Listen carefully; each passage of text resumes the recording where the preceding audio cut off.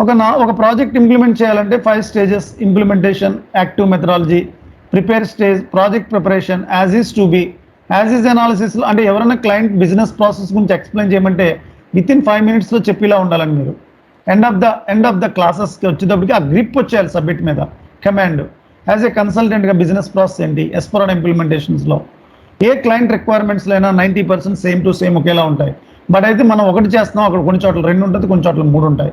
What is the hierarchy levels of the business process in S4 HANA? First as is to be, as ఈజ్లో current business process explain చేస్తాం, fine MOM prepare చేస్తాం. To be అనాలిసిస్లో మనం enterprise structure అంటే దాని solution architect అంటారండి. Designing చేసుకోవాలి ప్రాజెక్ట్ని, మన యొక్క లెవెల్స్ అన్నింటినీ కూడా డిజైన్ చేసుకోవాలి. అది ఏంటి ఎవరికైనా గుర్తుండాలండి మైండ్లో. ఎంటర్ప్రైజ్ స్ట్రక్చర్లో SD very simple enterprise structure అండి. Sales organization, distribution channel, sales office, sales group, అంతే. డివిజన్ దీంట్లోకి రాదండి, డివిజన్ MMOలు చేస్తారు. Sales organization, distribution channel, sales office, sales group. దాన్ని అసైన్మెంట్ అంటే అర్థం FIతో ఇంటిగ్రేటెడ్, MMతో ఇంటిగ్రేటెడ్. అందుకే FI MM నేర్చుకున్నాం మనం. ఇక్కడ ఫస్ట్ పాయింట్ FI MM దీనికోసం నేర్చుకున్నాం.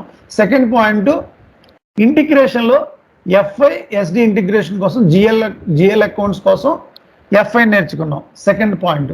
థర్డ్ వచ్చి MM ఎందుకు నేర్చుకున్నాం? MM మనం ఒక మెటీరియల్ మాస్టర్ కావాలి, అందుకే MM నేర్చుకున్నాం, అంతే. ఒక ABAP ఒక ఫంక్షనల్ స్పెసిఫికేషన్ చేయడం కోసం ABAP నాలెడ్జ్ తెలుసుకుంటున్నాం. ఒక ప్రాజెక్ట్లో ABAP, FI, MM, ever module SD and ABAP. ఈ 4 మాడ్యూళ్ళు నాలెడ్జ్, 3 మాడ్యూల్లో జస్ట్ 5% నాలెడ్జ్ ఉండాలి. మీ మాడ్యూల్లో 100% ఎక్స్పెక్టేషన్ ఉంటే ఏ ప్రాజెక్ట్కి వెళ్ళినా మీరు బ్యాక్ రావాల్సిన అవసరం లేదు. ఒక ఇంప్లిమెంటేషన్ ఇలాగ ఉంటుంది, ఒక సపోర్ట్ ఇలాగ, ఒక రోల్అవుట్ ఇలాగ ఉంటుంది. సపోర్ట్ ఒక హ్యాండ్సమ్ కన్ఫిగరేషన్, ఇదంతా కూడా ఫింగర్ టిప్స్ మీద మీకు చూడకుండా బిజినెస్ ప్రాసెస్ని ఒకటి రోజు మార్నింగ్ కూర్చుని 10 అవర్స్లో మొత్తం కన్ఫిగరేషన్ చేసేయగలరండి. 10 అవర్స్లో కూర్చుని మొత్తం ఏ ప్రాజెక్ట్కి వెళ్ళినా, ఒక ప్రాజెక్ట్ నుంచి ప్రాజెక్ట్ ఎగ్జిట్ అయిపోతారు, మళ్ళీ జాబ్కి వెళ్తారు, న్యూ జాబ్కి. జస్ట్ ఒక 1 week పెట్టుకోండి, డైలీ 3 to 4 hours, 1 weekలో అయిపోతుంది. ఎంటైర్ FI MM సెట్టింగ్స్ ఎప్పుడు చేసుకోవట్లేదు, ఒక 1 time. ఇప్పుడు ఈ సర్వర్లో మీరు చేస్తున్నారు, ఫ్యూచర్లో ఎప్పుడైనా మీరు చేసుకోవాలనుకున్న FI MM ఎప్పటికీ చేయొద్దండి, ఆ సెట్టింగ్సే మీరు ఉపయోగించుకుంటారు. మీ module is SD, reason is project ప్లేస్లో FI MM ఎప్పటికీ చేయరు, బట్ నాలెడ్జ్ కావాలి కాబట్టి ఇక్కడ చేసుకున్నారు మీరు, అంతే. సో ఇప్పటికి మనకి 2 హైరార్కీస్ కంప్లీట్ అయినాయి. First hierarchy client, first top node of the business ఎవరన్నా అడిగితే క్లయింట్. నెస్టిల్ అండర్లో వాళ్ళ యొక్క as is in current business process map చేసినప్పుడు ఎంటర్ప్రైజ్ స్ట్రక్చర్ చేసుకున్నాం. ఎంటర్ప్రైజ్ స్ట్రక్చర్కి ఇంటిగ్రేట్ చేసుకున్నాం MMని, FIని, ఫైన్. తర్వాత కస్టమర్ ప్రాసెస్ చేసాం, customer is the business partner. సెకండ్లో కస్టమర్ ప్రాసెస్ అంటే కస్టమర్ గ్రూప్స్ని, నెంబర్ రేంజెస్ని అది చేసుకున్నాక ECCలోనే సూట్ అవుతుంది. అది S4 HANAలో customer is the business partner, అందుకు కస్టమర్ ప్రాసెస్ చేసాం. అక్కడ హైరార్కీ. అది నార్మల్గా హైరార్కీలో ఎంటర్ప్రైజ్ స్ట్రక్చర్, క్లయింట్ తర్వాత ఎంటర్ప్రైజ్ స్ట్రక్చర్తో కస్టమర్ ప్రాసెస్ రాసుకోండి. క్లయింట్ తర్వాత ఎంటర్ప్రైజ్ స్ట్రక్చర్లో అండర్ తర్వాత మాస్టర్ డేటా ఫంక్షన్స్లోనే కస్టమర్ వస్తుందండి. మాస్టర్ డేటా ఫంక్షన్లో customer, sales, marketing, shipping, billing, incoterms, contact persons, ఇదండి. ఇంతవరకు 2 హైరార్కీ లెవెల్స్ కంప్లీట్ అయినాయి. థర్డ్ హైరార్కీ కింద చాలా ఉంటాయండి. ఫోర్త్ హైరార్కీ వచ్చి బిల్లింగ్ అండి, ప్రైసింగ్ అండ్ బిల్లింగ్, అదే SAP SD మాడ్యూల్ అండి. ఈ సెకండ్ హైరార్కీయే ఆల్మోస్ట్ 8 classes ఉంటాయండి. ఈ థర్డ్ హైరార్కీ అనేది ఇప్పుడు దాన్నే బేసిక్ ఫంక్షనాలిటీ అంటారండి. ఒక మార్కెటింగ్లో ఒక బిజినెస్ మనం సక్సెస్ కావాలంటే చాలా ఫంక్షనాలిటీస్ నువ్వు యూజ్ చేసుకోవాలండి, అదే బేసిక్ ఫంక్షన్స్ అంటారండి. ఆ బేసిక్ ఫంక్షన్స్లో మనం ఏమేం చేయాలి అనేది వర్క్షాప్లో ఈరోజు ఫస్ట్ వర్క్షాప్ డిస్కస్ చేస్తామండి. Sorry an that, one second, sorry. Implementation transport request నెంబర్లో ఇక్కడ కాంటాక్ట్ పర్సన్ తర్వాత ఐటమ్ ప్రపోజల్ ఉంటుందండి. ఒకే కస్టమర్ ఒక ప్రోడక్ట్ని కంటిన్యూటీగా మన దగ్గరే కొంటున్నప్పుడు ఆ సేల్స్ వాల్యూమ్ని ఇంక్రీజ్ చేసుకుంటారు, దాన్నే ఐటమ్ కేటగిరీ అంటారండి. ఐటమ్ కేటగిరీ అంటే మనకి ఈ కాంటాక్ట్ పర్సన్ తర్వాత వస్తుందండి ఐటమ్ కేటగిరీ. ఇంకొక చిన్న పాయింట్ ఉందండి, అంతే. అది అయిపోయి మనం బేసిక్ ఫంక్షన్ గురించి మాట్లాడతామండి.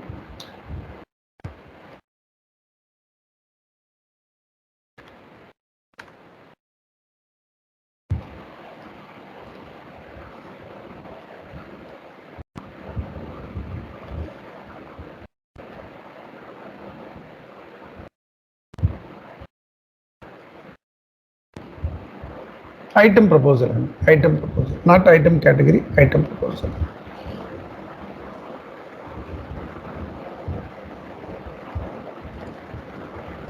ప్రపోజల్ అండి, కేటగిరీ ఈజ్ డిఫరెంట్. ప్రపోజల్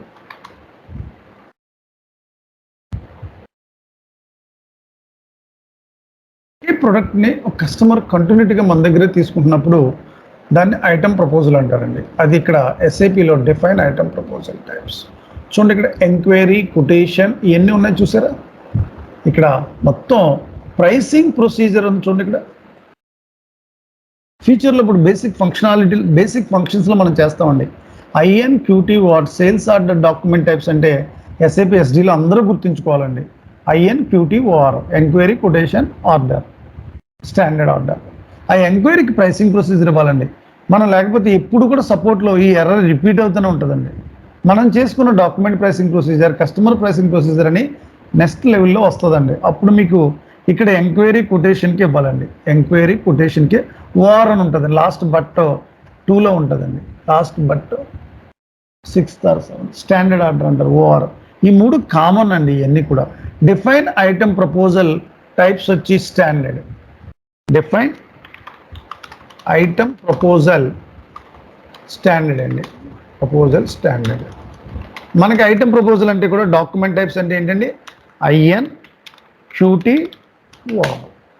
ఈ స్టాండర్డ్ అండి. దీనికి మనం ఒక నెంబర్ రేంజెస్ క్రియేట్ చేసుకోవాలి. Define number ranges. Number ranges మనం ఇక్కడ క్లయింట్ ఇస్తాడు మనకి ఐటమ్ ప్రపోజల్కి నెంబర్ ఎంత కావాలి.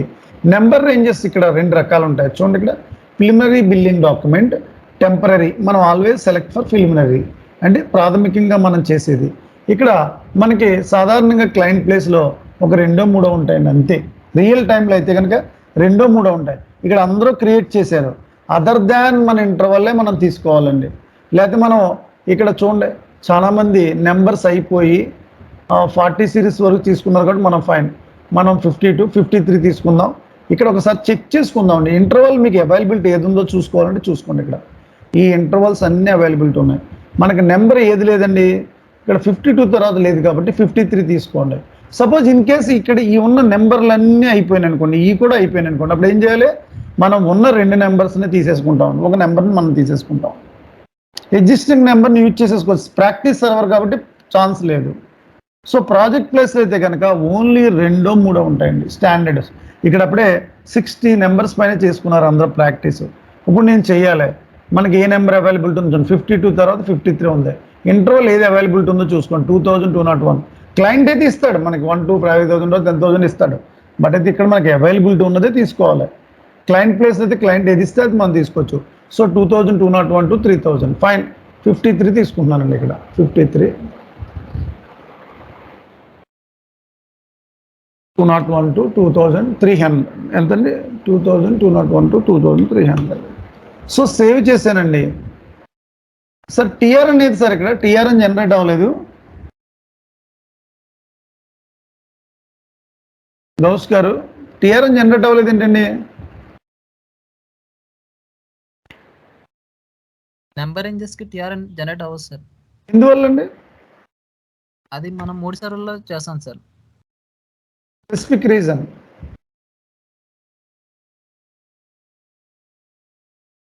క్లయింట్ ఐటమ్ ప్రపోజల్స్ అన్నారు. కరెంట్ ఒరాకిల్ సిస్టమ్ ఏదో ఉంది మీకు, ERP, other ERP. Maybe item proposal అంటే సాధారణంగా మనకి ప్రపోజ్డ్ ద గూడ్స్, ఒకే ప్రోడక్ట్ని కంటిన్యూస్గా మనకి మేబీ ఒక 5000 కస్టమర్స్ ఉన్నారు. క్లయింట్ అంటే 5000 తీసుకుందాం ఫైన్. మేబీ మన ప్రోడక్ట్ లాంచ్ అయ్యాక చాలా డెవలప్ అవుతూ వస్తుంది. వితిన్ 2-3 ఇయర్స్లో మనం మెయింటైన్ చేసిన నెంబర్ రేంజెస్ అయిపోయింది. అప్పుడు ఏం చేయాలండి? మేబీ మీరు ఇంప్లిమెంట్ చేసిన వాళ్ళు ఈ ప్రాజెక్ట్లో ఉండకపోవచ్చు, అదర్ సపోర్ట్ కన్సల్టెంట్ ఉండొచ్చు. అప్పుడు ఆ పర్సన్ సపోర్ట్ ప్రాజెక్ట్లో కనుక డైరెక్ట్ ప్రొడక్షన్ సర్వర్లో నెంబర్ రేంజెస్ 1 to 5000 ఉంది కదా, 5000 ఎక్స్టెండ్ చేసుకుంటాడు. 1 to 10,000 ఎంతో చేయమంటాడు క్లయింట్. అదే నెంబర్ రేంజెస్ ఎప్పుడు మార్చుకుంటూ ఉన్నాం అనుకో, టీఆర్ఎన్ జనరేట్ అవుద్ది. మరి ఎప్పుడు కన్ఫిగరేషన్ చేంజెస్ చేసుకోవడం it's not a best practice. Number ranges మీ మాడ్యూలే కదండి, ఏ ప్రాజెక్ట్లో ఏ మాడ్యూల్కైనా నెంబర్ రేంజెస్కి టీఆర్ అని ఉండదు, గుర్తుంచుకోండి. మీ మాడ్యూల్లో ఓన్లీ నెంబర్ రేంజెసే. ఎంఎంలో నెంబర్ రేంజెస్కి ఇంకొకటి ఉంటుందండి, క్యాలెండర్ క్రియేషన్. నెంబర్ రేంజెస్ ఉండదండి. ఎవ్రీ ఇయర్ హాలిడేస్ మారిపోతాయి కదా, క్యాలెండర్ క్రియేషన్. మరి ఎఫ్ఐలో నెంబర్ రేంజెస్ ఇంకోటి కూడా ఉంటుందండి. ఎఫ్ఐలో ఏంటండి అది? Physical year calendar. Exchange rates అండి. ఈరోజు డాలర్ రేట్ 80 రూపాయలు ఉందండి, రేపేమో 81 రూపాయలు. అందుకే ఈ ఫైనాన్స్ యూజర్ ఏం చేస్తాడు, రోజు ఎక్స్చేంజ్ రేట్స్ని మెయింటైన్ చేసుకుంటాడండి ప్రొడక్షన్ సర్వర్లో. ఓకే, 1, 2 అంటే వేరే మా కంపెనీ ఒక 10 కంట్రీస్లో ఆపరేషన్స్ ఉన్నాయి, రోజు మార్చుకోవాలంటే USD to INR, USD to GBP, USD to Singapore, US to Canadian, US to Australian dollar. Yes, everyday కంపెనీలో ఎస్ఏపి ఇంప్లిమెంట్ అయిపోయాక ఫైనాన్స్ యూజర్ ఎవ్రీడే మార్నింగ్ ఆఫీస్కి వచ్చాక యాజ్ పర్ ద ఇండియన్ మార్కెట్లో అయితే Bombay stock exchange or Reserve Bank of India, యూఎస్లో అయితే New York stock exchange, యూరోప్లో అయితే యూరోప్ స్టాక్ ఎక్స్చేంజ్ నుంచి ఎక్స్చేంజ్ రేట్స్ అప్డేట్ అయిపోతాయండి ఎవ్రీడే. ఈరోజు డాలర్ రేట్ 81 రూపాయలు, ఫ్రైడే అయింది 81 రూపాయలు. ఈరోజు ఈవినింగ్ 4:30కి మీరు ఎగ్జిట్ అయ్యే టైంలో ఎవరైనా సేల్స్ ఆర్డర్ చేశారు 81 రూపాయలతో, ఫైన్. మండే మార్నింగ్ వచ్చేటప్పటికి 82 రూపాయలు అయిపోయింది dollar rate. User daily exchange rates maintain చేయడం వల్ల ఆటోమేటిక్లీ 82 రూపీస్ తీసేసుకుంటుందండి సిస్టమ్. అదే ఫారెన్ కరెన్సీ వాల్యుయేషన్ అంటారు, ఎస్ఏపి ఫైనాన్స్ వాళ్ళు చేస్తారు, అది ఫారెక్స్ బిజినెస్ అంటారు. ఒక కంపెనీ ఎగ్జాంపుల్, మీ కంపెనీ ఒక $1000 అమ్మిందండి ఈరోజు జనవరి 1, ఫైన్. పేమెంట్ చేసాడు వాడు, ఒక కస్టమర్ చేసాడు, డీల్ కుదుర్చుకున్నారు, కానీ ఇంకా రిలీజ్ అవ్వలేదు, అది ఇవ్వలేదు. సో ఫైన్, $1000 80 రూపాయలు ఈరోజు డాలర్ రేటు. మేబీ అది 5th, 4th డెలివరీ చేస్తున్నారు. ఆ రోజు డాలర్ రేట్ వచ్చి 81 రూపాయలు. ఆ 81 రూపాయి ఆ రోజు 80 రూపాయలకి అమ్మారు. కంపెనీకి ఏమైపోయిందండి, ఈరోజు రేట్ వచ్చి 81,000 రూపాయలు అండి, 81,000 రూపీస్ ఇండియన్ మార్కెట్లో. అది 1000 రూపీస్ కంపెనీకి ఏమైపోయిందండి, లయబిలిటీ అప్పు అయిపోయిందండి, లాస్ అయిపోయింది వాళ్ళకి. దాన్నే ఫారెన్ ఎక్స్చేంజ్ అన్రియలైజ్డ్ లాస్ అంటారు. అదే ఈరోజు డాలర్ రేట్ కంపెనీ 80 రూపాయలతో అమ్మిందండి, అది 79 రూపాయలకి వెళ్ళిపోయిందండి రేటు. దాన్ని అన్రియలైజ్డ్ గెయిన్ అంటారండి, కంపెనీకి ప్రాఫిట్ అండి అది. అది ఫారెన్ కరెన్సీ అని యూఎస్ ఫైనాన్స్ వాళ్ళు చూసుకుంటారు. అందుకే exchange rates daily user everyday క్లయింట్కి వచ్చేస్తాయండి. ఈరోజు ఈ రేట్స్, యూఎస్డి రేట్ ఇది, సింగపూర్ ఇది, మలేషియా ఇది, అలా యూజర్ ఎక్సెల్ షీట్లో పెట్టి పేపర్కి ఇస్తాడండి. ఒక ప్రోగ్రామ్ ఉంటుంది, ఆ ప్రోగ్రామ్తో జస్ట్ అప్డేట్ చేసేస్తూ ఉంటాడు. ఎవ్రీడే చేసుకోవాలండి. 20 కంట్రీస్లో సోనీ ఆపరేషన్స్ ఉన్నాయి, యాపిల్ 20 కంట్రీస్లో ఆపరేషన్స్ ఉన్నాయి, more than plus 20 countries. Everyday exchange rates update చేసుకుంటారు. చేసుకోకపోతే లాభము తెలదు కదా. Sales orders, purchase orders post చేస్తారు ఈరోజు, రేపుడికి ఏమో తగ్గొచ్చు పెరగచ్చు. అదే foreign exchange gain loss, unrealized gain loss అంటారండి ఎస్ఏపిలో. అందుకే ట్రాన్స్పోర్ట్ రిక్వెస్ట్ నెంబర్ రేంజెస్ ఉండదు. ఎందుకని ఇదంటే ఒక క్లయింట్ ఈ రోజున మనకి 1000 ఉన్నాయి, మనకి మేబీ ఫ్యూచర్ బిజినెస్ ఎక్స్పాండ్ అయింది, 1000 వితిన్ 3 yearsలో అయిపోయినాయి నెంబర్స్ మనం మెయింటైన్ చేసినాయి. అప్పుడు ఎక్స్టెండ్ చేయాలి, మీరు ఉండకపోవచ్చు, మేబీ ఈ ప్రాజెక్ట్లో వేరే పర్సన్ ఉండొచ్చు. అప్పుడు ఏం చేస్తారండి, అప్పుడు డైరెక్ట్ ప్రొడక్షన్ సర్వర్లో అప్డేట్ చేసేస్తాడు. అర్థమైంది సార్ ఈ పాయింట్? ఎందుకు నెంబర్ రేంజెస్ టీఆర్ అని ఉండదు ఇంప్లిమెంటేషన్ రోల్అవుట్ ప్రాజెక్ట్లో, రియల్ టైం ప్రాజెక్ట్లో.